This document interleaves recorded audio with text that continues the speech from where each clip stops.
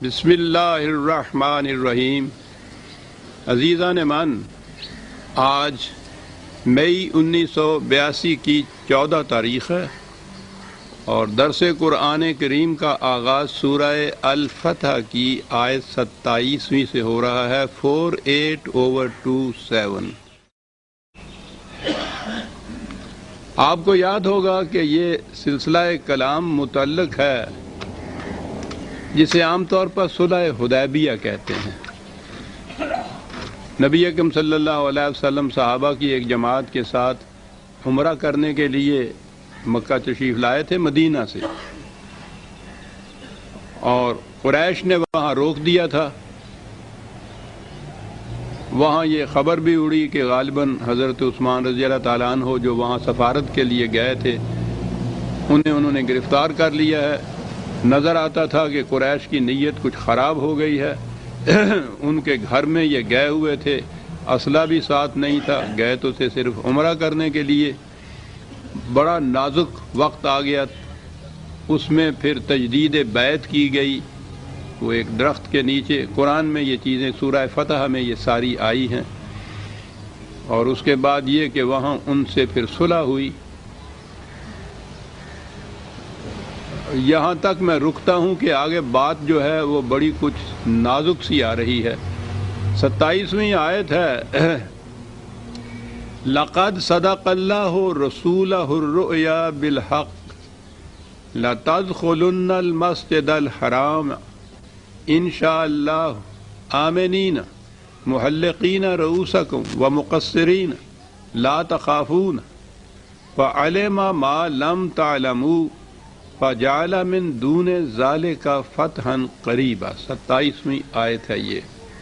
بات ہی یہاں سے شروع ہوئی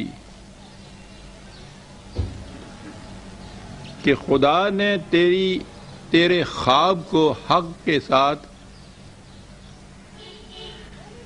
میں پھر عرض کروں گا کہ آپ قرآن کریم کے نسخے ساتھ لایا کریں، الفاظ پہ نگاہ رکھا کریں تو بات سمجھ میں آتی ہے۔ یوں ہی کانوں سے سن لینے سے یہ اس طرح سے بات واضح نہیں ہوتی۔ میں سمجھتا ہوں کہ آپ محض ذہنی دلچسپی کے لیے شاید تشریف لے آتے ہیں، مجھے معاف رکھیے گا تلخ نوائی میں۔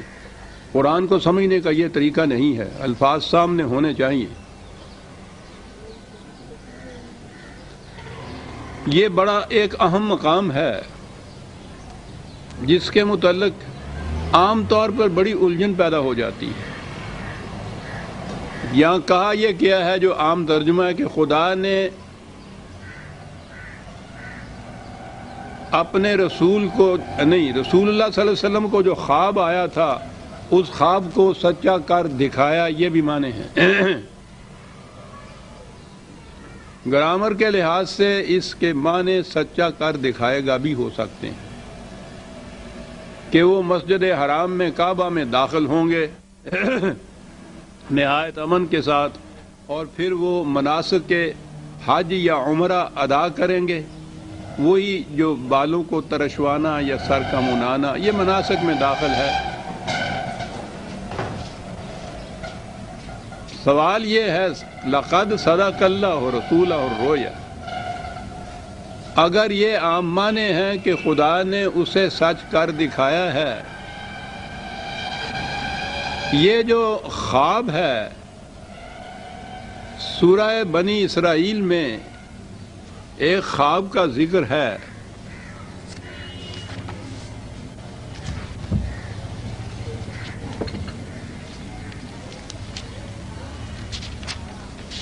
(17/60) وَمَا جَعَلْنَا الرُّؤْيَا الَّتِي أَرَيْنَاكَ إِلَّا فِتْنَةً لِلنَّاسِ، کہ یہ خواب جو تجھے دکھایا گیا ہے وہ لوگوں کے لیے طرح طرح کی آزمائشوں کا باعث بن گیا ہے یا فتنہ پردازیوں کا باعث بن گیا ہے۔ خواب کا ذکر ہے یہاں، یہی ایک مقام ہے جہاں حضور کے خواب کا ذکر ہے۔ اب یہیں اس خواب کے متعلق بھی جو تفاسیر چلی آتی ہیں وہ مختلف ہیں۔ عام طور پہ کہا گیا ہے کہ وہ معراج کا واقعہ جو تھا وہ آپ نے ذکر کیا تو ان دشمنوں نے اس کا مذاق اڑایا کہ یہ کیسے ہو سکتا ہے کہ رات کو یہ پل بھر میں یہاں سے پہلے بیت المقدس گئے، وہاں سے آسمانوں پہ گئے، پھر واپس آئے، پھر مدینے آئے، جیسا کہ عام مشہور ہے معراج کے واقعہ کے متعلق کہ اس کا انہوں نے مذاق اڑایا تھا۔ یہ ایک چیز آئی ہے۔ دوسری بات اسی خواب کے متعلق اور ہے، یہ جو حضور تشریف لائے ہیں عمرہ کے لیے مکہ میں، سن 6 ہجری کا واقعہ ہے، ذی القعدہ کا مہینہ تھا۔ حضور نے مدینہ میں یہ فرمایا، یہ جیسا کہ یہ روایات میں آتی ہیں باتیں، حضور نے کہا کہ میں نے خواب دیکھا ہے کہ ہم مکہ میں داخل ہو رہے ہیں، عمرہ کر رہے ہیں، اور اس کے بعد حضور تیار ہو گئے، اور جب آپ تیار ہوئے تو صحابہ کی ایک جماعت بھی ساتھ تیار ہو گئی اس سعادت کو حاصل کرنے کے لیے کہ حضور کی معیت میں عمرہ نصیب ہو جائے گا۔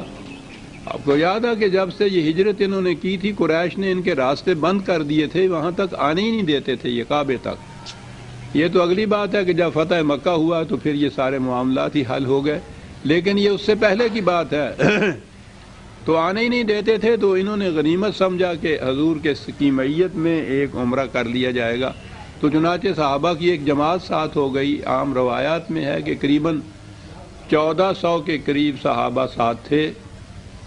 ایک سب اونچا ہو گیا ہے یہ ذرا، تو وہاں آئے۔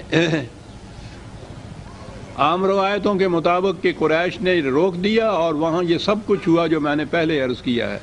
ایک صلح نامہ لکھا گیا، یہ سارا کچھ بخاری کی ایک حدیث میں بھی ہے اور دوسرے مقامات میں بھی ہے کہ وہ صلح نامہ لکھا گیا کہ اس سال تو باہر سے ہی واپس تشریف لے جائیں گے حضور، مکے میں داخل نہیں ہونے دیا جائے گا، اگلے سال آپ آئیں گے تو اس سال پھر عمرہ کی یا حج کی اجازت دی جائے گی۔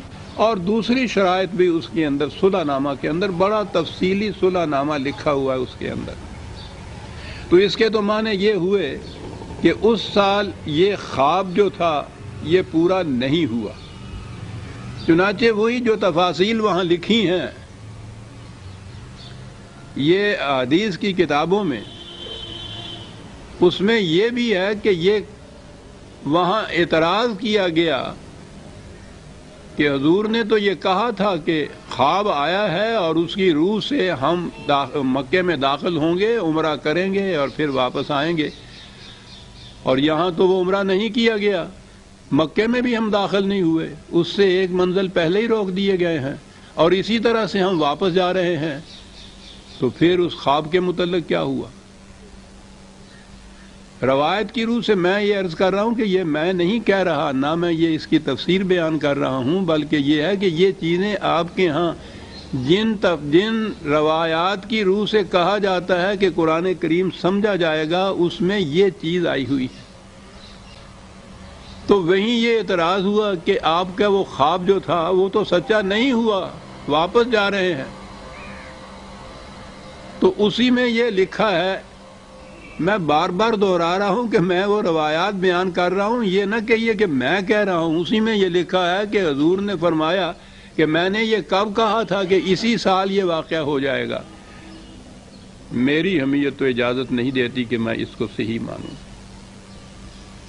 اسی سال کی بات، تیاری نہیں کی، اعلان کیا، صحابہ ساتھ ہوئے، وہاں سے چال آئے ہیں، یہاں آ کے وہ ایک منزل پہلے یہاں قیام فرمایا ہے، قربانی کے جانور یا جو تہیہ ہوتے ہیں، تحفے ہوتے ہیں، وہ ساتھ لائے ہوئے ہیں۔ تو یہ بات جو ہے حضور کی شان سے بہت بلند ہے کہ آپ یہ فرمائیں کہ میں نے یہ کب کہا تھا کہ وہ اسی سال ہوگا، معاذ اللہ۔ خود روایت کہہ رہی ہے یہ بات کہ حضور کبھی یہ بات نہیں کہہ سکتے تھے، لیکن اسی بخاری میں جس میں یہ ساری لمبی تفصیل دی ہوئی ہے کہ انہوں نے کیسے روکا، کیسے پھر آپ نے بیعت دی، کس طرح سے پھر صلح نامہ لکھا گیا، کیسے اس پہ دستخط ہوئے، کس طرح یہ اعتراضات ہوئے، کیسے حضور نے جواب دیے، یہ ساری روایت جو بخاری کے اندر ہے، اسی روایت کے ساتھ ہی ایک روایت ہے جس میں یہ لکھا ہے کہ اسی سال قریش کے ساتھ یہ بات طے ہو گئی تھی، حضور مکے میں تشریف لے گئے، 3 دن وہاں رہے، عمرہ کیا، سب کچھ ہوا اور پھر واپس آئے۔ وہیں اسی کے ساتھ دونوں روایتیں ایک ہی مقام پہ ہیں۔ ایک باب الصلح ہے، دوسری باب الشرائط ہے، وہ ایک دوسرے کے ساتھ ملی ہوئی روایتیں ہیں، یہ دور دور بھی نہیں ہے کہ ڈھونڈنی پڑے، دونوں متضاد۔ تضاد اتنا تاریخی تضاد ہے۔ ایک میں یہ ہے کہ انہوں نے اجازت نہیں دی، یہ اس قسم کا صلح نامہ لکھا گیا، اعتراضات ہوئے، آپ باہر سے باہر ہی واپس آ گئے۔ اسی میں یہ لکھا ہوا ہے کہ وہاں یہ چیز طے ہوئی، قریش نے اجازت دی، آپ صحابہ کے ساتھ تشریف لے گئے، عمرہ کیا، 3 دن مکے میں رہے، پھر واپس آئے۔ اب اس روایت کی روح سے تو بات یہ ہو گئی جو خدا نے کہا ہے کہ اس نے تیرے خواب کو سچ کر دکھایا، ٹھیک ہے،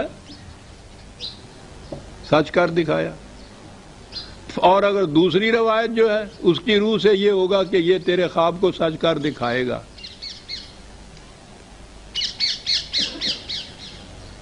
آپ کے پاس میٹیریل جو ہے تاریخ کا وہ یہی ہے۔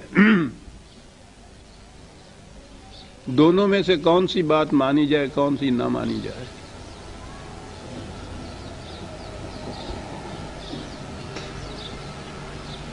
اب اس کے بعد ہمارا ان آیات کے متعلق اپنا ہی قیاس ہوگا جو اندازہ لگائے ہم۔ یہ بھی ہو سکتا ہے کہ اس سال انہوں نے اجازت نہیں دی اور آپ نے اللہ تعالیٰ نے کہا کہ کوئی بات نہیں، ہم سچ کر دکھائیں گے، اور یہ ٹھیک ہے کہ اگلے ہی سال پھر مکہ فتح ہوا، اور فتح مکہ کے بعد تو پھر جس شان و شکوہ کے ساتھ آپ وہاں داخل ہوئے، وہاں عمرہ بھی کیا، اس کے بعد تو وہ اس اسلامی مملکت کا مرکز جیسے پہلے تھا بن بھی گیا، یہ سارا کچھ ہوا۔ اگلے سال اگر یہ کہا جائے تو وہ یہاں یہ ہوگا کہ خدا تیری اس خواب کو سچ کر دکھائے گا، اگلے سال یہ بات ہوئی۔ اور اگر پہلی روایت جو ہے کہ اسی سال یہ ہوا تھا تو اس کے وقت یہ ہوگا کہ خدا نے تیرے خواب کو سچ کر دکھایا۔ یہاں یہ آتا ہے نا انشاءاللہ،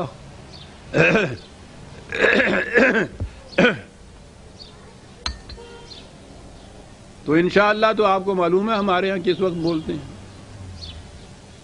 یعنی جب پہلے ہی بات کرتے وقت، وعدہ کرتے وقت نیت یہ ہو نا کہ میں نے یہ کرنا نہیں ہے، تو اس وقت کیا ہے بھائی 4 بجے آؤ گے جی انشاءاللہ۔ اگر خدا نے چاہا نہیں آئے، بھائی تم نے کہا تھا 4 بجے آنے کے لیے، کہا جی میں نے یہ کہا تھا نا کہ اگر خدا چاہے گا تو میں آؤں گا، تو خدا نے نہیں چاہا، میں نہیں آیا۔ یعنی ہمیں یہ عادت ہو گئی ہے کہ اپنی ذمہ داری کسی دوسرے کے سر پہ رکھ دی جائے۔ عام حالات میں تو یہ صورت کہ کار بد تو خود کرے، لعنت کرے شیطان پر، کہ شیطان نے بہکا دیا جی چلیے، خود ذمہ دار نہیں ہے۔ سارا دن یہ کچھ جتنے بھی کار بد کی جاتے ہیں اس کے ساتھ ذمہ داری اس کے سر پہ دے دی جاتی ہے، وہ جو پتھر وہاں مارے جاتے ہیں اس کے ذمے، اور اگر ادھر آیا کوئی معاملہ تو خدا کے ذمے کہ میں تو اپنے پکا ارادہ تھا آنے کا، لیکن اب خدا نے نہیں چاہا تو میں کیا کروں اس کے متعلق۔ عربی زبان کے قاعدے کی روح، محاورے کی روح سے یہ چیز جو ہے، یہ الفاظ وہ بولتے ہیں تاکید کے لیے، تیقن کے لیے، اور اس کے معنی ہوتے ہیں کہ چونکہ جو کچھ میں نے کہا ہے یہ خدا کے قانون کے مطابق ہے، اس لیے یہ ضرور ہو کر رہے گا، یہ معنی ہے اس کے۔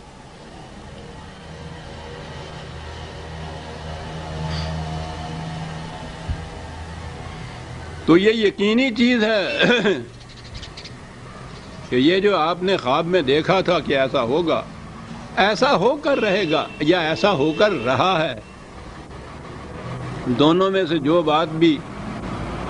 اب یہ بات تاریخ کی آ گئی کہ فی الواقعہ کیا ہوا تھا، اور تاریخ آپ کی یہ جو میں نے کہا ہے کہ کہتے ہیں کہ یہ جو احادیث کی کتابوں میں ہے یہ تاریخ بڑی قابل یقین ہے۔ عام تاریخ جو ہے اس میں کچھ یقینی بھی ہو سکتی ہے بات، غیر یقینی بھی. تو یہ ایک کتاب جو صحیح ترین مانی جاتی ہے، تو آپ کو پتا ہے کہ 6 کتابوں کو صحیح ترین مانتے ہیں، اس میں سب سے صحیح اصل الکتب بعد کتاب اللہ بخاری شریف ہوتی ہے. اس میں یہ 2 روایتیں ایک دوسرے کے ساتھ لکھی ہیں جو متضاد ہیں، اور واقعہ کوئی یہ نہیں کہ عقیدے کی بات ہے، قیاس کی بات ہے، تاریخی واقعہ لکھا ہے. ایک واقعہ لکھا ہے کہ اسی سال حضور مکے میں گئے، 3 دن وہاں رہے، عمرہ کیا اور کامیاب و کامران وہاں سے واپس آئے. ساتھ ہی یہ لکھا ہے کہ انہوں نے روک دیا اور یہ وہاں صلح نامہ ہوا، واپس آ گئے، بغیر داخل ہوئے مکے میں، بغیر عمرہ کیے ہوئے واپس آ گئے وہاں صاحب. یہ ہے آپ کی صحیح ترین جسے تاریخ کہا جاتا ہے. میں جو 40 سال سے یہ کچھ کہہ رہا ہوں کہ بابا خدا کے لیے دین کو محکم بنیادوں پہ قائم کرنا ہے، تو قرآن کی روشنی میں پہلے آپ ان روایات اور تاریخ کی کتابوں کی تطہیر کیجئے. لیکن یہ جو چیز ہے اختلاف و افتراق پیدا کرنا، گھپلہ پیدا کرنا، اس میں تو فائدہ ہوتا ہے نا.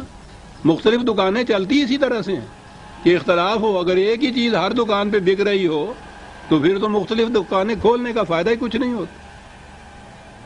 بہرحال کس تلخ نوائی سے میں پھر گزروں. یہ ہے وہ چیز کہ اگر یہ اسی سال ہوا ہے تو خدا نے یہ کہہ دیا کہ اس نے سچ کر دکھایا تیرے خواب کو، تو داخل ہوا، عمرہ کیا. یہ مناسک ہیں حج کے. وہ حج کے بعد وہ حجامت بنواتے ہیں، بال بھی ترشواتے ہیں. کہا کہ یہ سارا کچھ ہوا، اور اگر یہ چیز اس سال نہیں ہوئی تو پھر وہ اگلے سال تو فتح مکہ کی بات وہ تو ہر جگہ، ہر تاریخ میں، ہر روایت میں موجود ہے کہ ایسا ہوا تھا. اس سال کی بات ہو جائے گی. یہ بہرحال یہ داخل ہونے کی بات ہے. فَجَعَلَ مِن دُونِ ذَلِكَ فَتْحًا قَرِيبًا. اور اس کے بعد پھر میں نے جیسا عرض کیا تھا، فتح کے معنی تو کامیابیوں کے دروازے کھول دینے ہیں. فتح مکہ نے واقعی کامیابیوں کے دروازے کھول دیے تھے. یہ پہلے 6 سال جو تھے، بلکہ سن 2 ہجری میں بدر کی جنگ ہوئی، اور اس سے یہ 7 ہجری تک مسلسل لڑائیاں ہوتی رہی، جنگ ہوتی رہے، اور بڑی ہی کٹھن کی زندگی سی جو گزری حضور کی، حضور کے ساتھیوں کی. اور اس کے بعد پھر فتح قریب تو مکے کے فوری بعد تو خیبر کی فتح ہے. وہ بڑی عظیم الشان فتح ہے جس کی روح سے یہ مستقل فتنہ جو یہودیوں کا تھا اس سے سرزمین کو پاک کر دیا گیا تھا. اور پھر حنین کی فتح اور یہ سارے علاقے آئے. اس کے بعد مسلط ہو گئی تھی یہ مملکت اسلامیہ جو تھی، مستحکم ہو گئی تھی فتح مکہ کے بعد. اور یہ کہنے کے بعد کہ یہ بھی ہوا، مکہ بھی فتح ہوا، اور فتح قریب کی کامرانیوں کے دروازے بھی کھل گئے. اور وہاں پھر یہ آیت آتی ہے کہ هو الذی ارسل رسولہ بالہدی ودین الحق لیظہرہ علی الدین کلہ وکفی باللہ شہیدا.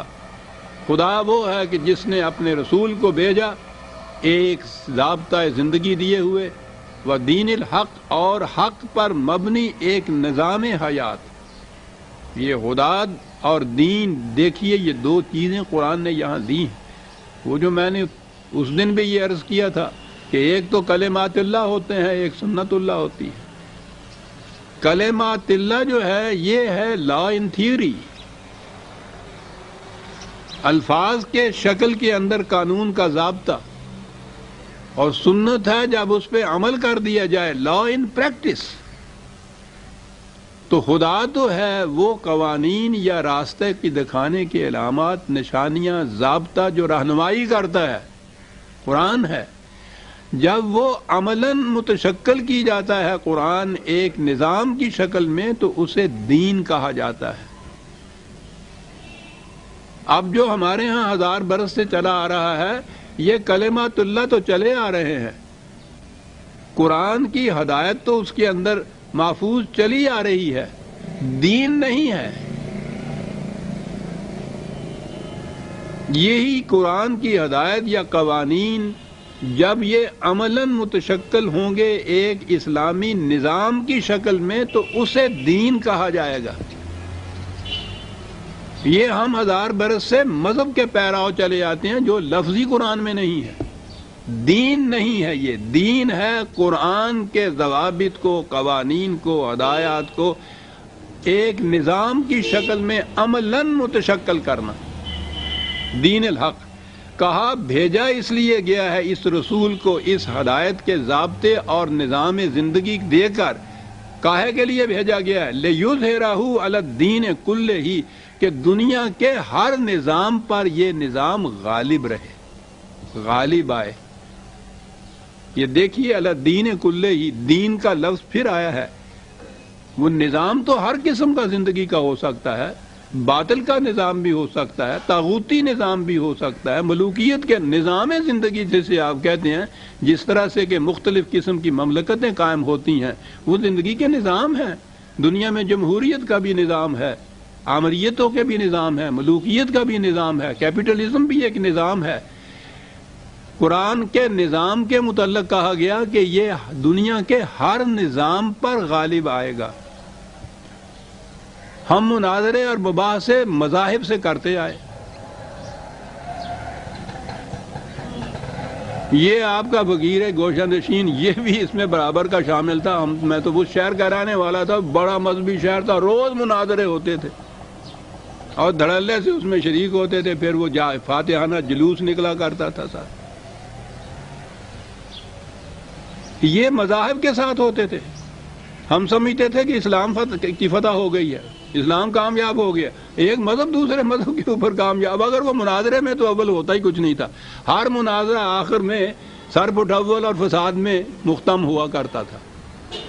لیکن بہرحال اگر کچھ ہوتا بھی تھا تو وہ مذہب کی بنیاد تھی، دین نہیں تھا۔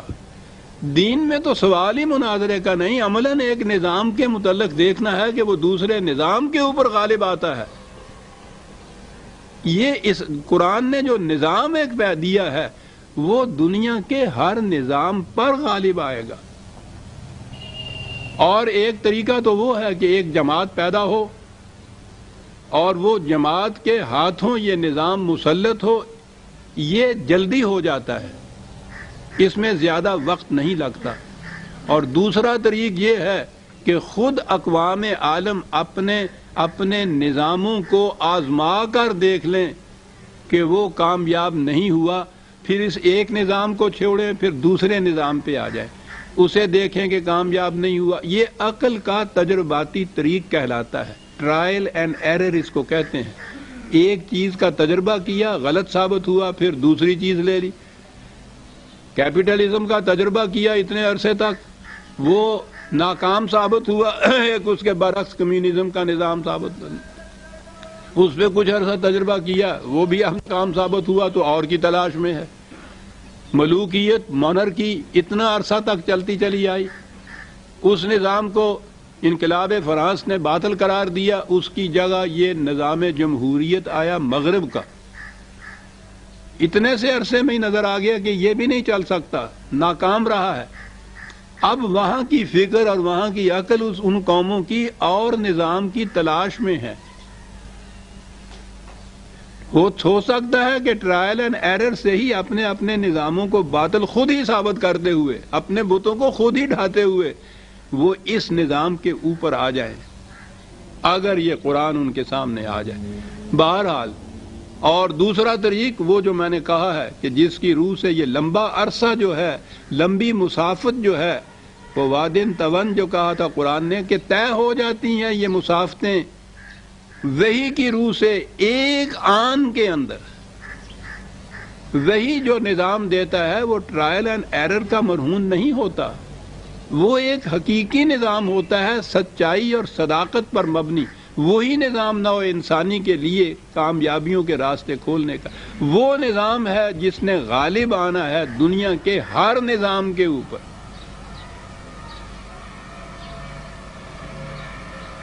یہ بتایا اس لیے بھیجا، دو جگہ یہ آئے ہیں یہی الفاظ، اس مقام پہ بھی آئے ہیں، دوسری جگہ ہے سورہ توبہ میں 9/33، سورہ توبہ کی 33ویں آیت میں بھی یہی الفاظ آئے ہیں، اور یہ بڑے عظیم القدر الفاظ ہیں۔ دین کا مقصد بتایا ہے، اس کا معال بتایا ہے، آخر الامر کیا ہونا ہے یہ بتایا گیا ہے۔ بتانے والا خدائے علیم ہے۔ محفوظ رکھا ہے قرآن کے اندر. شاعری نہیں ہے، مذہب نہیں ہے. خدا کا دعویٰ ہے کہ اس نظام نے دنیا کے ہر نظام پر غالب آنا ہے. تو میں نے عرض کیا کہ اس کے طریقے دو ہیں. وہ جو طریق وہاں ہوا تھا وہ ٹرائل اینڈ ایرر کا نہیں تھا. 1400 سال پہلے صدر اول نبی اکرم صلی اللہ علیہ وسلم کے دور ہمایونی میں جس طرح سے یہ قائم ہوا تھا، غالب آیا تھا، اس دور کے بھی ہر نظام پہ غالب آیا تھا. ایران کا نظام، روما کا نظام، ہندوستان کا نظام، چین کا نظام، ان تمام ممالک کے جتنے نظام تھے ان تمام نظاموں کے اوپر یہ نظام غالب آیا تھا. اس دور کے اندر کس طرح سے آیا تھا؟ ٹرائل اینڈ ایرر کے ذریعے نہیں. وہی نے یہ نظام دیا نبی اکرم صلی اللہ علیہ وسلم کو، اور یہاں کہا کہ یہ غالب آئے گا دنیا کے ہر نظام کے اوپر. دور جانے کی بات نہیں ہے، اگرے ہی الفاظ میں بتا دیا کہ یہ کیسے غالب آیا ہے. محمد الرسول اللہ والذین معہ. اللہ اکبر. عزیزان ایمان، یہ آخری آیت ہے سورہ فتح کی، اور میری تو کیفیت یہ ہے کہ 50 برس سے اس کو پڑھ رہا ہوں. جب بھی اس آیت کے اوپر آتا ہوں تو وجد مسرت سے جھوم اٹھتا ہوں. عجیب انداز سے خدا کے متعلق کہا تو نہیں جا سکتا، لیکن یوں ایسے نظر آتا ہے کہ اس نے بھی جھوم جھوم کے یہ فکرے اور یہ الفاظ نازل کیے ہیں. بڑے ہی عجیب پر مسرت اور پر بہجت الفاظ. عظیم الشان ایک نقشہ دیا ہے سامنے نبی اکرم صلی اللہ علیہ وسلم اور جماعت صحابہ کا. محمد رسول اللہ اکیلے نہیں کہا، والذین معہ، اور یہ اس کے ساتھی جو ہیں. عزیزان ایمان، قرآن سامنے ہے تو دیکھیے ان الفاظ کو کہ کس طرح سے کہا. کیا ہیں یہ؟ اشداء علی الکفار رحماء بینہم.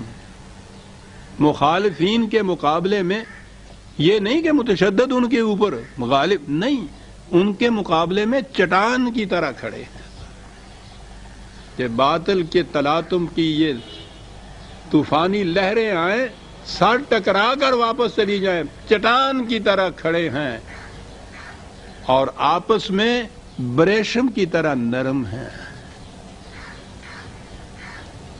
گزر جا بن کے سیلے تند روز کو ہو بیاباں سے، گلستان راہ میں آئے تو جوئے نغمہ خاں ہو جا. محمد الرسول اللہ والذین معہ اشداء علی الکفار رحماء بینہم. بنیادی خصوصیت یہ بتائی، ایک ہی سینے کے اندر دو دل نہیں، ایک ہی دل کے دو ریئیکشن، کہ اگر مخالفین کا مقابلہ ہے تو چٹان کی طرح کھڑے ہیں، مستحکم، آپس میں ہیں بریشم کی طرح نرم ہے ایک دوسرے کے ساتھ. بنیادی خصوصیت بتائی. تراہم رکعن سجدین. میں پہلے اس کے یہ عام ترجمہ جو کیا جاتا ہے میں پہلے وہ بیان کرتا چلا جاؤں گا، پھر میں عرض کروں گا کہ میں جو مجازی معانی لیا کرتا ہوں ان الفاظ کے وہ بھی قرآن کریم کی روح سے اور عربی زبان کی روح سے ہوتے ہیں، میرا قیاس نہیں ہوتا. تو ان کو دیکھے گا. اب عام معنی تو لیے جاتے ہیں کہ کبھی وہ رکوع میں ہوں گے، کبھی سجدے میں ہوں گے، اور وہ راہبوں کی جماعت نہیں ہے. یبتغون فضلا من اللہ ورضوانا. میں ابھی عرض کروں گا جب خود اپنے الفاظ میں ان کے معنی بیان کروں گا تو کتنی عظیم چیز کہی گئی. کہا یہ گیا کہ خدا کا فضل اور اس کے رضوان اور اس کی رضامندی کو یہ تلاش کرتے ہیں.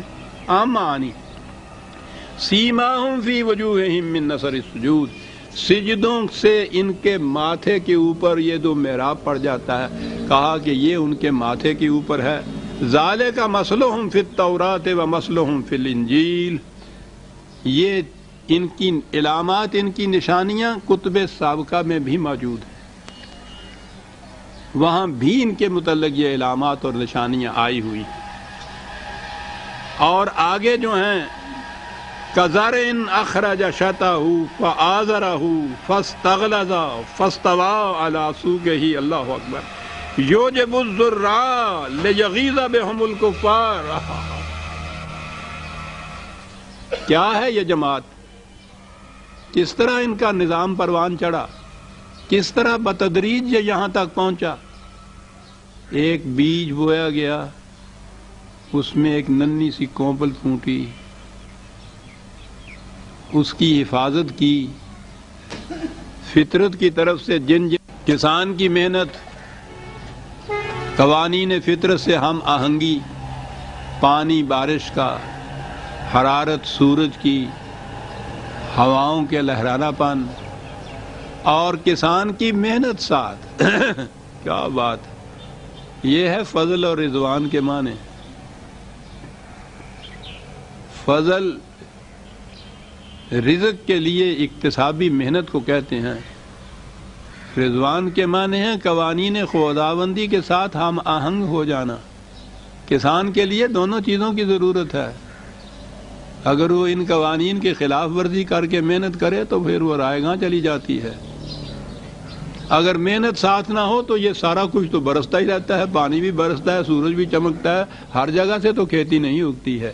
یہ دو چیزیں ساتھ ساتھ ہونی چاہیے، انسان کی محنت اور کوشش اور قوانین خداوندی کے ساتھ ہم آہنگی، پھر وہ یہ فصل پیدا ہوتی ہے۔ کہتا ہے کہ پھر اس طرح سے یہ اپنی پختہ نالوں پہ کھڑی ہو گئی، فصل پک گئی، باغبان کا دل اسے دیکھ کر وجد مسرت سے جھوم اٹھا اور مخالفین کے سینے پر سانپ لوٹنے لگ گئے۔ اور آگے بڑی بات ہے، کہا یہ کوئی ہنگامی واقعہ نہیں جو وہاں ہو گیا اور پھر کبھی نہیں ہوگا۔ وعد اللہ الذین آمنوا وعملوا الصالحات منہم مغفرۃ واجرا عظیما۔ یہ خدا کا وعدہ خدا کا قانون ہوتا ہے جو کبھی ٹلتا نہیں ہے، یہ انہی کے ساتھ مختص نہیں ہے، یہ کوئی ہنگامی واقعہ نہیں ہے جو ہو گیا۔ خدا کا یہ قانون ہے کہ جو بھی اس طرح سے یقین رکھے، اس عمل درآمد پر، اس طریقہ کار پر یقین رکھے اور پھر اس کے ساتھ اپنی محنت کو شامل کرے، تو اس کا یہ وعدہ ہے، اس کا قانون یہ ہے کہ اسی طرح سے ہر اس قوم کو یہ چیز میسر آ جائے گی جو اس کے مطابق عمل کرے گا۔ یہ سورہ الفتح یہاں ختم ہوتی ہے۔ میں نے عرض کیا تھا کہ میں اب عرض کروں گا کہ یہ ہے کیا بات۔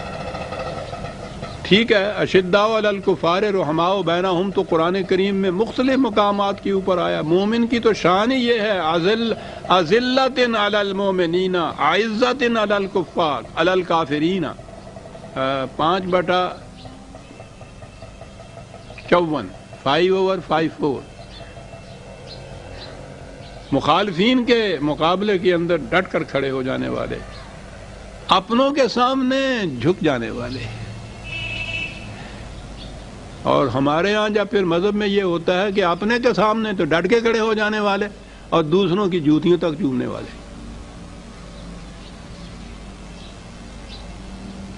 یہ خصوصیت بتائی ہے مومن کی۔ اور یہ نہیں ہے کہ وہ جو غیر مسلم ہیں، کفار ہیں، تلوار میں ہاتھ میں لے کے ان کے سر کپتے چلے جائیں، یہ بات نہیں شدہ کے معنی۔ میں نے کہا کہ کسی کے مخالفت کو روکنے کے لیے جو چٹان کی طرح سے کھڑے ہو جانا ہے، یہ اس کے لیے آتے ہیں لفظ۔ عزتن کے معنی ہوتا ہے پوری قوت سے مقابلہ کرنا، استبداد اور چڑھ دوڑنا اور خام خواہ دوسروں کو جا کے قتل کرتے رہنا، یہ تو قرآن کی بنیادی تعلیم کے خلاف ہے۔ مخالفت کا ڈٹ کر مقابلہ کرنا، یہ ہے ایک چیز، اور آپس میں ایک دوسرے کے ساتھ، جیسا میں نے عرض کیا کہ بریشم کی نرم، بڑی ہمدردانہ انداز سے آپس میں۔ اذلتن قرآن نے کہا ہے، جھک جانے والے ایک دوسرے کے سامنے سامنے۔ تراہم رکعن سجدن، یہ ٹھیک ہے، لفظی معنی تو اس کے آئیں گے رکوع میں اور سجدے میں۔ یہ تمام جو پروسیس ہوا ہے اس نظام کو قائم کرنے کا، یہ تدریجی تھا، جیسا کہ اس مثال میں کہا گیا ہے، وہ کھیتی کے پودے کی مثال، فصل کی مثال، کہ بتدریج وہ ایک کونپل سے بڑھتا ہوا آگے جاتا ہے۔ یہ نظام قائم کرنے کے اندر ابتدائی دور میں جو پروگرام اس کا دیا جائے گا وہ ایسا ہوگا کہ وہ منتہا تک پہنچنے کے بعد اس کی اور کیفیت ہوگی۔ ابتدائی ٹریننگ کا زمانہ جسے آپ کہتے ہیں، یہ وہ زمانہ ہوتا ہے کہ جس میں وہ قوانین اپنی مکمل شکل کے اندر ابھی نافذ نہیں ہوتے. اس کی شکل ایسی ہوتی ہے کہ اس ماحول کے اندر بھی ان کے اوپر عمل ہو جائے. نبی اکرم صلی اللہ علیہ وسلم کی 13 سالہ مکے کی زندگی جو ہے اس میں آپ دیکھیے کہ کوئی اسلامی نظام قائم نہیں ہوا، اسلامی مملکت قائم نہیں ہوئی، لیکن اس میں ایک جماعت تیار کی گئی. اس ماحول کے مطابق جو قرآن کے قوانین تھے وہ ان پہ نافذ کیے گئے. بتدریج یہ چیز یہاں تک پہنچتی ہے. یاد رکھیے یہ جو ابتدائی دور جس میں ابھی پورے کے پورے وہ قوانین یا نظام نافذ نہیں ہوتا، وہ ابتدائی دور کے جو ہوتے ہیں ان کو نافذ کیا جاتا ہے. یہ ہے حالت رکوع جسے قرآن نے کہا ہے. جھکنا اس میں بھی ہوتا ہے، لیکن جھکاؤ آپ دیکھیں گے سجدے کے مقابلے میں آدھا جھکاؤ ہوتا ہے. اور جب یہ آگے بڑھتا ہے نظام اور اس کے بعد انتہا پہ پہنچتا ہے تو سجدن کی کیفیت ہوتی ہے، پورے کے پورے اس نظام کے آگے جھکے ہوتے ہیں. اور مثال کے طور پر جیسے قرآن نے یہ کہا ہے پہلی زندگی میں ہے صدقہ اور خیرات اور لوگوں کی غریبوں کی مدد کرنا اپنے اپنے طور پر. یہ سارا دور جو ہے اس میں بھی یہ قوانین نافذ تھے، اپنے اپنے طور پر غریبوں کی، محتاجوں کی، بھوکوں کی مدد کی جاتی تھی. یہ نظام ابھی قائم نہیں ہوا ہے. اس کے لیے بھی قرآن میں تاکید آئی ہے، احکام آئے ہیں. ان احکام کی پابندی جو کی جاتی ہے، ان کی تعمیل جو کی جاتی تھی، یہ رکوع کی حالت تھی حقیقت میں. اب جب آگے چل کر نظام قائم ہوتا ہے تو کہا ہے کہ یسألونک ماذا ينفقون قل العفو، پوچھتے ہیں تجھ سے یہ کہ کتنا کچھ ہم دے دیں دوسروں کے لیے. کہا کہ تمہاری ضرورت سے جتنا زائد ہے سب کا سب دے دو. یہ سجدے کی حالت ہے. یہ ان قوانین کے انتہائی یا منتہا جو درجہ ہے یہ اس میں جھکنے کی کیفیت یہ ہے. تو بتدریج جب یہ نظام قائم ہوگا اس میں رکوع کی حالت بھی ہوگی، اس میں سجدے کی حالت بھی ہوگی. تراہم رکان سجدن. اب آیا اس جماعت کا یا اس نظام کا پروگرام یبتغون فضلا من اللہ و رضوان. کیا بات ہے دو لفظوں کی عزیزان من. پورے کے پورے نظام کا نچوڑ نقشہ دو لفظوں میں قرآن نے سمو کے رکھ دیا. فضل من اللہ. فضل کا لفظ ہی یہ جتنے سامان زیست مادی طور پہ جن کی ضرورت ہوتی ہے، زندگی کی ضرورتیں جتنی بھی ہوتی ہیں، انتظامات کے لیے جو سامان مہیا کرنا ہوتا ہے، وہ سارا فضل کے لفظ کے اندر آتا ہے عربی زبان میں کہ یہ بھی ساتھ کرتے ہیں. اب یہ جو ہے تلاش معاش، حصول رزق، کسب معاش، یہ تو ہر طریق سے ہو سکتا ہے، جائز بھی ناجائز بھی. دنیا کی ہر قوم جو وحی کے تابع نہیں چلتی، نہ رکوع میں ہے نہ سجود میں ہے، تو وہ تو ہر طریق سے یہ کرے گی. کہا نہیں، اس کی خصوصیت یہ ہے رضوان. یہ جتنا کسب معاش اور تلاش رزق بھی کرے گی اس میں قوانین خداوندی سے ہم آہنگی ان کی ہوگی. یہ رضوان کے معنی رضا، میں نے پچھلی دفعہ بھی عرض کیا تھا، خدا کی رضا مندی یا رضا جوئی یا خدا کو اپنے خدا کو منا لینا جو بات ہے، یہ وہ بات نہیں ہے. معاذ اللہ خدا روٹھا ہوا نہیں ہوتا جس کے منانے کی ضرورت ہوتی ہے. رضوان کے معنی ہوتا ہے کسی دوسری چیز کے ساتھ ہم آہنگ ہو جانا، کوئنسائڈ ہو جانا اس کے ساتھ. یہ جو چیز ہے کہ وہ تلاش رزق کرتے ہیں، پوری پوری محنت کرتے ہیں اس کے لیے، لیکن حدود فراموش نہیں ہوتے. خدا کے قوانین اس کی مشیت کے تابع چلتے ہیں، اس سے ہم آہنگ ہوتے ہوئے تلاش رزق کرتے ہیں. اب یہ فرق ہو گیا باقی دنیا کی تلاش رزق میں اور اس جماعت کی تلاش رزق کے اندر. یہ جائز اور ناجائز کی تفریق کو ہر وقت ملحوظ رکھتی ہے. سیماہم فی وجوہہم من اثر السجود. عام ترجمہ میں نے عرض کیا تھا نا کہ سجدوں سے ان کے ماتھے کے اوپر ایک نشان پڑ جاتا ہے، وہ جسے مراب کہندے نے. اصل میں تو محراب ہوتا ہے پر سارے پنجابی تے پھر کٹ کے گل کر دینا مراب کہندے نے انہوں. یہ جو ماتھے پہ نشان پڑتا ہے گھٹا، قرآن عزیزان من ایسی بات نہیں کرتا۔ من اثر السجود،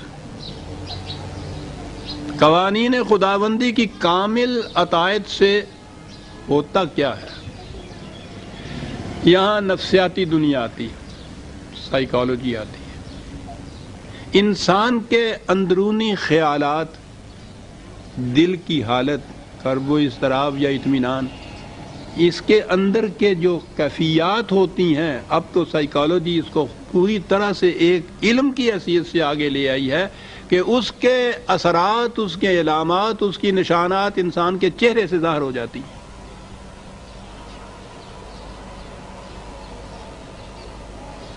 آپ کو پتہ نہیں اس کا تجربہ ہوا نہ ہوا کہ یہ درویش تو اپنی ذات بتاتا ہے۔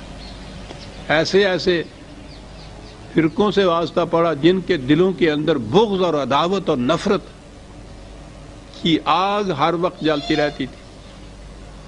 سینکڑوں ہزاروں میں ایک کھڑا ہو تو پہچانا جاتا تھا کہ یہ وہ ہے۔ ہر وقت نفرت کی آگ جن کے سینوں کے اندر ہو، چہروں سے پہچانا جاتا ہے۔ اور چھوڑ دیجئے اس لمبی بات کو، تو غصے میں، خوشی میں، طمانیت میں، عدم اطمینان میں، حسد اور رشک کے اندر، یہ تو انفرادی طور پہ بھی آپ دیکھ سکتے ہیں کہ زبان سے وہ کچھ نہ کہے، وہ چہرے کے اوپر اس کے نشانات، اس کی علامات ایسی حویدہ ہوتی ہیں کہ تحریر وہ کچھ نہیں بتا سکتی جو وہ علامتیں بتا سکتی۔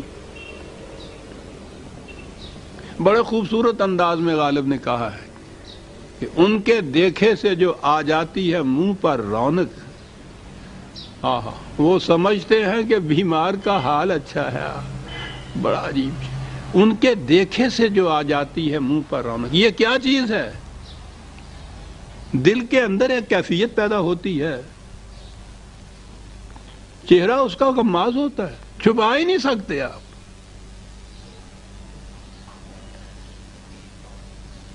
قوانین خداوندی، اس کی مشیت، اس کے نظام کی اطاعت سے، اس کے مطابق زندگی بسر کرنے سے، قرآن کہتا ہے کہ الا بذکر اللہ بتطمئن القلوب، اس سے قوانین خداوندی کو ہر وقت سامنے رکھنے سے دل کی حالت ایک طمانیت کی ہوتی ہے، سکون کی ہوتی ہے، اطمینان کی ہوتی ہے۔ اور جب قلب کی حالت، دل کی حالت سکون و اطمینان کی ہو اور مستقلاً یہ کیفیت ہو، تو چہرہ تو اس کے لیے لکھی ہوئی ایک تحریر ہو جائے گا صاحب۔ سیماہم فی وجوہہم من اثر السجود، ان قوانین خداوندی کی کامل اطاعت سے دل کی جو کیفیت ہے، اس سے اس کے لیے ان کے چہرے غماز ہو جاتے ہیں۔ نظر آ جاتا ہے کہ کس قدر اطمینان بخش قلب کا یہ چہرہ ہے۔ یہ جو چیز ہے نا کہ وہ اس سے پہچانے جاتے ہیں، یہ میں نے عرض کیا، قرآن سمجھنے کا طریقہ یہ ہے کہ ایک جگہ جو بات کہی جائے، دوسری جگہ دیکھیے کہ کہیں اور تفسیر آئی ہے، اور قرآن کا دعویٰ ہے کہ وہ اپنی ہر بات کی تشریح دوسرے مقام پہ کر دیتا ہے۔ چھوٹی سی ایک آیت ہے، 83/24، 83/4، اہل جنت کے متعلق، نہیں 4 نہیں، 83/24، 24، 83/24، اہل جنت کی بات ہو رہی ہے۔ اہل جنت کی بنیادی یہ تو یہ ہے کہ اطمینان قلب، سکونت حاصل ہوئی، فریب نہیں، خود فریبی نہیں۔ اطمینان میں اور خود فریبی میں بڑا فرق ہوتا ہے۔ وہ ایسا ہی ہوتا ہے جیسا کہ فطری طور پر انسان کو صحت میں نیند آئے اور افیون کھا کے جو نیند لائی جائے، دونوں میں یہ فرق ہوتا ہے۔ اہل جنت کے متعلق کہا ہے کہ تعرف فی وجوہہم نظرۃ النعیم، کیا بات ہے کہ وہ آسائشیں اور آرام اور مسرتیں اور خوشیاں جو اس زندگی میں انہیں حاصل ہوں گے، ان کے اثرات ان کے چہروں پہ ایسے نمایاں ہوں گے کہ تو فوراً پہچان لے گا کہ یہ اہل جنت میں ہے۔ تو پہچان بتا دی قرآن نے ان جنت کی نعما سے چہروں کے اوپر۔ فی وجوہہم کا یہاں لفظ ہے، ان کے چہرے پر جو ان آسائشیں اور طمانیتوں کے اثرات نمایاں ہوں گے، تو فوراً ان کو پہچان لے گا۔ اور دوسری جگہ ہے یعرف المجرمون بسیماہم، ہوتا تو میں وہ انجیل کی آیات بھی آپ کے سامنے رکھتا، ان کو بھی وہ آیات ہی کہتے ہیں۔ ویسے انجیل مارک کی انجیل، مرکس جس کو کہتے ہیں، اس کی انجیل کے 4 باب میں آپ دیکھیں گے کہ وہ علامات دی ہوئی ہیں نبی اکرم صلی اللہ علیہ وسلم کی اور آپ کے ساتھ صحابیوں کی جماعت کی علامت، انجیل و تورات۔ اب آئیے بات کزرن اخرج شطہ، مثال اس کی جو ہے وہ تو انجیل اور تورات میں تو ان کی علامات ہیں نا۔ کہا یہ جو نظام قائم ہوا ان کے ہاتھوں سے، اس کی مثال کھیتی کی مثال ہے۔ پہلے اپنی وہ جسے کہتے ہیں نا سوئی نکلی، پہلی جو سوئی نکلتی ہے بڑی نرم و نازک پتلی سی سوئی نکلی، فآزرہ، پھر وہ مضبوط ہوتی چلی گئی، فاستغلظ، پھر وہ موٹی ہوتی چلی گئی، فاستوى علی سوقہ، پھر وہ اتنی موٹی ہو گئی کہ وہ خود اپنے ہی نالوں کے اوپر خود وہ استادہ ہو گئی، کھڑی ہو گئی۔ پھر اس میں فصل پڑی، دانے پڑے، پھر وہ دانے جو تھے وہ پکنے کے بعد وہ فصل بنے۔ یہ فاستغلظ کا جو لفظ ہے میرے لغت میں آپ دیکھیے گا بڑا ہی جامع لفظ ہے۔ کھیتی کے خوشوں میں دانے پڑنے سے لے کر اس کی پختگی تک کے سارے مراحل جو ہیں اس کے اندر آ جاتے ہیں۔ یوجب الذرہ، کسان کا دل اسے دیکھ کر باغ باغ ہو جاتا ہے۔ پکی ہوئی کھیتی کے سرہانے کھڑا ہوا۔ ہم شہر والے تو یہاں بہرحال، میں بھی ہم ہی کہہ رہا ہوں، میں تو گاؤں کا رہنے والا ہوں، مجھے پتا ہے کہ جب یہ کھیتی پکتی ہے تو اس وقت جب پھر کسان جاتا ہے 6 مہینے کی اس کی محنت اس طرح آتی ہے۔ اس زمانے میں جب کا میں ذکر کر رہا ہوں موسموں کے یہ تغیرات نہیں ہوتے تھے کہ کٹی ہوئی گیہوں کی فصل بکھری ہوئی بکھیری ہوئی کھیتوں کے اندر اور اس پہ بارشیں شروع ہو جائیں اور سال بھر کی محنت اس غریب کے کاشتکار کی تباہ ہوتی نظر آ جائے۔ آج بھی جو بڑے بڑے ذمہ دار ہیں، سرمایہ دار ہیں، ان سے وہ تو ایک دن کے اندر اپنی فصل کاٹ کر گا کر دانے وانے سارے پکا کر کے لے جاتے ہیں۔ غریب کاشتکار جو ہے وہ ابھی تک لیبر کرتا ہے، مینول لیبر سے ہاتھوں سے کٹائی کرتا ہے۔ ان کی فصلیں اس طرح سے بکھری ہوئی ہیں، جو باہر کہیں گئے ہوں گے انہوں نے دیکھا ہوگا، پانی کھڑا ہو جاتا ہے، فصل تباہ ہو جاتی ہے۔ لیکن یہ وہ فصل ہے، چونکہ رضوانہ کا بات قرآن نے کہا تھا کہ وہ قوانین خداوندی سے بھی ہم آہنگی ساتھ کرتے ہیں، اس لیے ان کی فصل ضائع نہیں ہوتی، تباہ نہیں ہوتی، برباد نہیں ہوتی۔ وہ فصل کے سرہانے کھڑے ہو کے ان کے دل باغ باغ ہو جاتے ہیں۔ اور لیغیظ بہم الکفار، وہ دشمن جو مذاق کرتے تھے کہ بچوں کے لیے رکھا ہوا جو اناج تھا تھوڑا بہت، اس کو بھی لے کے یہ باہر مٹی میں ملا آیا ہے، جسے بونا کہتے ہیں، مذاق کرتے تھے، ان کے سینے پہ سانپ لوٹ رہا ہے۔ اور وعد اللہ الذین آمنوا وعملوا الصالحات منہم مغفرۃ واجرا عظیما۔ اور جیسا میں نے عرض کیا ہے یہ کوئی ہنگامی بات نہیں ہے، بلکہ یہ ایک حقیقت ہے، ایک قانون خداوندی ہے۔ جو قوم جس زمانے میں جس ملک میں بھی ایسا کرے گی یہی نتائج پیدا ہوں گے۔ چند منٹ ہوں گے آپ کے پاس؟ جی چاہتا ہے کہ میں نے اس آیہ مبارکہ کا جو مفہوم اپنے مفہوم القرآن میں لکھا ہے، کیوں جی چاہا ہے کہ میں 2-4 منٹ ہیں وہ میں آپ کے سامنے پیش کروں۔ اور وہ جو نظام قائم ہوگا، جو باقی تمام نظام ہائے عالم پر غالب آ کر رہے گا، میں نے لکھا یہ ہے، یہ وہی سورہ الفتح کی آیت 29ویں، اور یہ ہوگا محمد الرسول اللہ اور اس کے رفقاء کار کی جماعت کے ہاتھوں صلی اللہ علیہ وسلم ورضی اللہ تعالی عنہم۔ یہ جماعت بھی کیا عجیب و غریب جماعت ہے۔ ان کی کیفیت یہ ہے کہ یہ حق کے مخالفین کے مقابلے میں چٹان کی طرح سخت ہیں، لیکن باہم دیگر بڑے ہی نرم دل اور ہمدرد ہیں۔ تو انہیں دیکھتا ہے کہ وہ کس طرح ذمہ داریوں کا بوجھ اٹھانے کے لیے جھک جاتے ہیں اور قوانین خداوندی کے سامنے پیکر تسلیم و رضا بن جاتے ہیں۔ لیکن یہ تارک الدنیا راہبوں کی جماعت نہیں، یہ قوانین خداوندی کے مطابق سامان زیست کی تلاش میں مصروف تگ و تاز رہتے ہیں، اور اس کے ساتھ ہی اس کی بھی کوشش کرتے ہیں کہ ان کا ہر عمل قانون خداوندی سے ہم آہنگ اور ان کی سیرت صفات خداوندی سے یک رنگ ہو جائے۔ اس سے انہیں جو سکون قلب اور حقیقی مسرت حاصل ہوتی ہے اس کے اثرات ان کے چہروں سے نمایاں نظر آتے ہیں۔ ان کی یہ علامات سابقہ کتب آسمانی تورات و انجیل میں بھی مذکور تھیں۔ انہوں نے اس نظام خداوندی کو جس طرح قائم کیا اور پروان چڑھایا ہے، اس کی مثال یوں سمجھو کہ جب عمدہ بیج سے شگوفہ پھوٹتا ہے تو اس کی پہلی کونپل بڑی نرم و نازک ہوتی ہے، پھر جوں جوں اس کی جڑ مضبوط ہوتی جاتی ہے اس کی نال موٹی ہوتی جاتی ہے، حتیٰ کہ وہ اتنی مضبوط ہو جاتی ہے کہ وہ اپنے سہارے آپ محکم اور استوار طریق پر قائم ہو جاتی ہے۔ اس میں خوشے لگتے ہیں، خوشوں میں دانے پڑ کر سخت اور مضبوط ہو جاتے ہیں، یوں وہ ننھا سا بیج پکی ہوئی فصل میں تبدیل ہو جاتا ہے۔ جب کاشتکار اپنی محنت کو اس طرح ثمر بار ہوتے دیکھتا ہے تو وجد و مسرت سے جھوم اٹھتا ہے، لیکن یہی چیز اس کے مخالفین کے سینے پر سام بھر کر لوٹنے لگ جاتی ہے۔ اسی طرح اللہ ہر اس جماعت کو جو اس کے قوانین کی صداقت پر ایمان لا کر اس کے بتائے ہوئے پروگرام پر عمل پیرا ہوتی ہے، اس امر کا وعدہ دیتا ہے، یعنی یہ اس کا قانون ہے کہ ان کی کوششوں کا ننھا سا بیج تمام خطرات سے محفوظ رہے گا اور ان کی کھیتی پک کر بہترین ثمرات کی حامل ہو جائے گی، لیکن اس کے لیے اس قسم کی محنت اور استقامت کی ضرورت ہوگی جس قسم کی محنت اور استقامت کا ثبوت کسان دیتا ہے۔ تخم صالح، قوانین خداوندی سے مطابقت، مسلسل محنت اور استقلال و استقامت، کھیتی کی برومندی کے لیے یہ تمام شرائط لا ینفک ہیں۔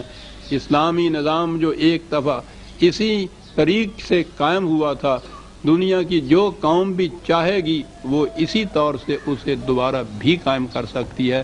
سورہ الفتح اس آیت پر ختم ہوتی ہے۔ عزیزان من، ہم آئندہ اگلی سورت سورہ حجرات کو لیں گے۔ ربنا تقبل منا انک انت السمیع العلیم۔